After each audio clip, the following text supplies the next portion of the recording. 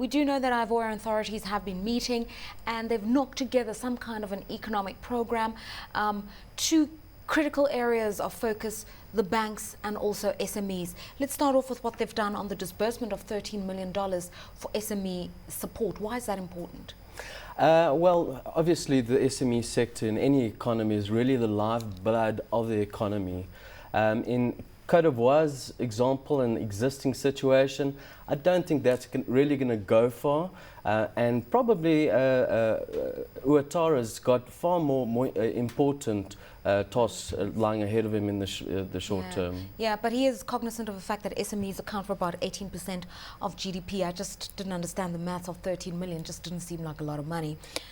Government's also announced $74 million in allocations to banks. Now, we know that the commercial banking sector suffered significantly. Some of the banks were nationalized, their assets were seized. Is this enough of a commitment to restoring confidence in the banks? I think perhaps the recapitalization of the $74 million is probably more important just to revive the trade-related activity within the economy. If you have a look at Cote d'Ivoire from a high level, Cote d'Ivoire is an exporting country, one of the few in Africa, generates a currency surplus on an annual basis, although perhaps not in 2011 as a result of the turmoil. But that $74 million will probably go quite a long way in giving the Ivorian banks the needed capital to import the necessary goods and services which Cote d'Ivoire needs to continue. The IMF has also helped them with some sort of a credit facility of $129 million. How is that going to help this government? Well, I think most importantly is that it shows that the IMF is supporting the existing reforms and the existing administration. We've also seen Afri-Exim Bank approving a $320 million emergency loan for the oil sectors a few months ago. That's been followed up by another $620 million. Naturally, I think France is standing in from a financial perspective. So that is quite important to show that there is confidence in the existing administration. You say they're a major exporter and we know them to be the #1 producer and exporter of cocoa the world over. How has that sector suffered? Because obviously when the country was partitioned, production suffered. What's happened now?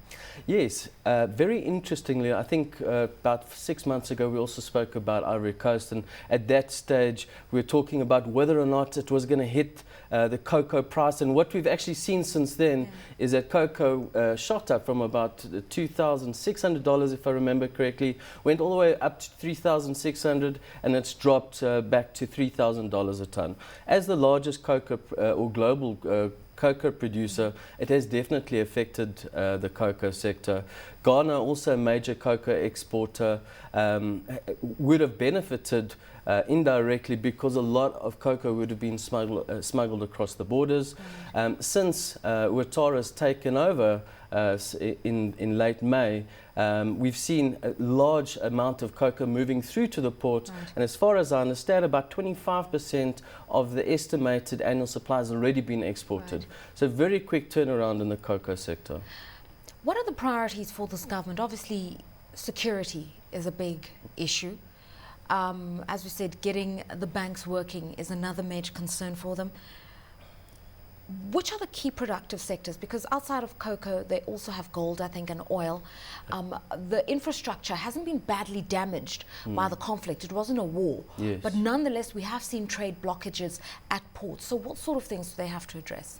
I think what you'd probably find is that because the infrastructure wasn't necessarily damaged, we would see a quick turnaround. And we've noticed that obviously in the cocoa sector, which is vital to the economy. We've seen the Afri-Exim financing going through to the country's only refiner. So those are two key sectors which have turned around quickly.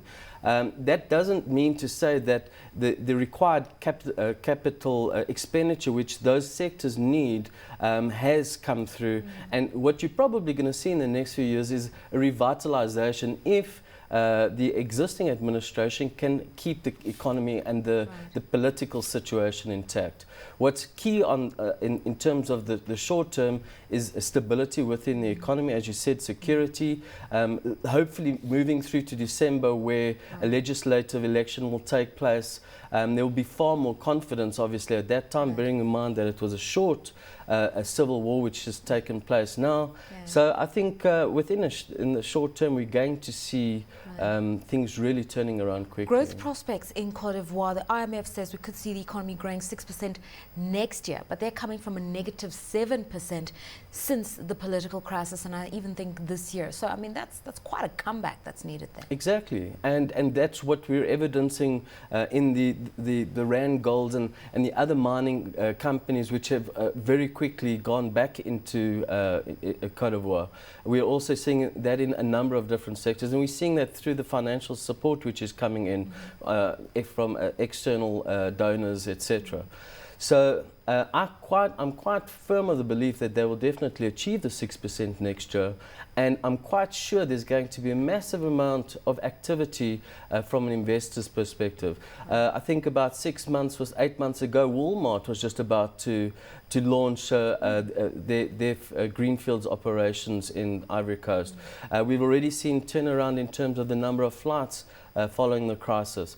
So there's definitely a huge amount of interest, and why that's the case is because Ivory Coast has a population of about 21 million, which has been unsettled, but it's a massive growth sector in Africa, and they're generating currency.